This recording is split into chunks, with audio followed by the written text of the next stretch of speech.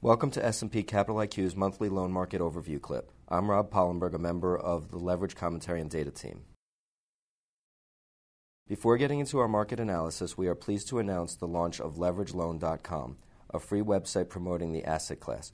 On it, you will find recent market stats, news and analysis, leverage finance job postings, and an online primer explaining key terms of the leverage finance process. A link to the website can be found in the clip's YouTube info box.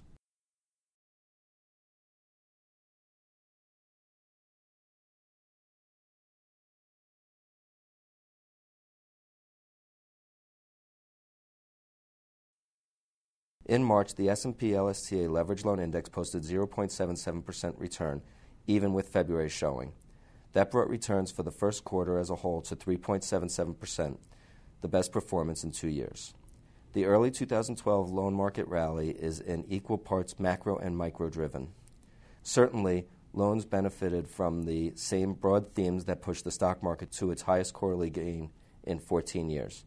First, there's the notable lack of outside shock, as well as economic and earnings reports that have been robust. Loans were also driven up in March by technical factors, as we discuss ahead. This chart illustrates how much demand has outpaced supply so far this year. On the one hand, a lack of M&A-driven deal volume, along with rising repayments, have reduced the amount of S&P LSTA index loans by 1.1% in the year to March. On the other hand, CLO issuance has pushed to a 4-year high, nearly $6 billion in the first quarter.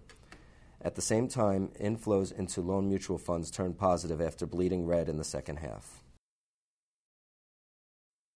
The market's technical tailwinds helped push up secondary prices. The average price of the S&P LSTA Loan 100 reached an 8-month high of 93.69 at the end of March, compared to 90.44 at year-end.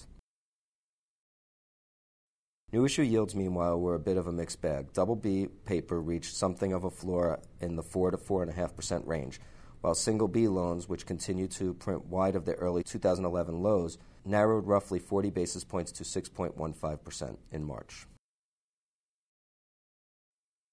With the market running hot and M&A activity still cold, issuers continue to bring opportunistic executions to the market.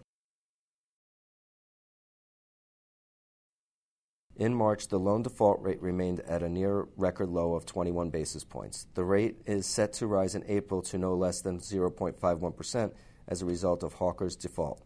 Still, managers expect default rates to remain below trend through at least year-end 2013. After all, little remains in the way of maturities, and issuers have deleveraged over the past 2.5 years as a result of strong cash flow. In March, the M&A loan calendar filled out a bit.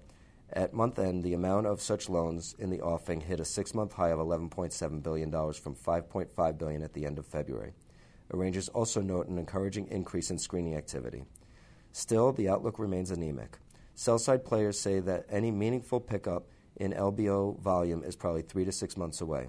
Bid-ask spreads on properties, they say, remain too wide to ignite a firestorm of activity.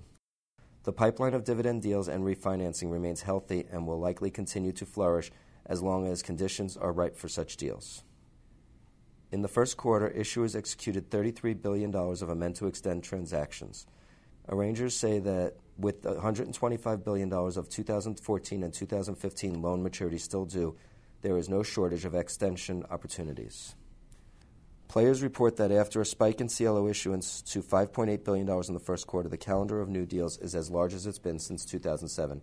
They therefore expect issuance to continue in a $1 to $2 billion range in months ahead, if, of course, senior liability spreads continue to tighten as they've done so far this year. Indeed, the range of AAA prints in March was 140 to 145 basis points over LIBOR, compared to 146 and to 155 earlier in the year. Of course, even at the recent pace of CLO volume, issuance remains far inside the peak of $97 billion from 2006, a record most players think is as unbeatable as Cy Young's 511 wins. That brings us to the end of our overview. For more information on loan market, you can check in with us on our website or via LinkedIn, Twitter, or Facebook. The links to each is in the description below. You can also download this presentation at slideshare.net.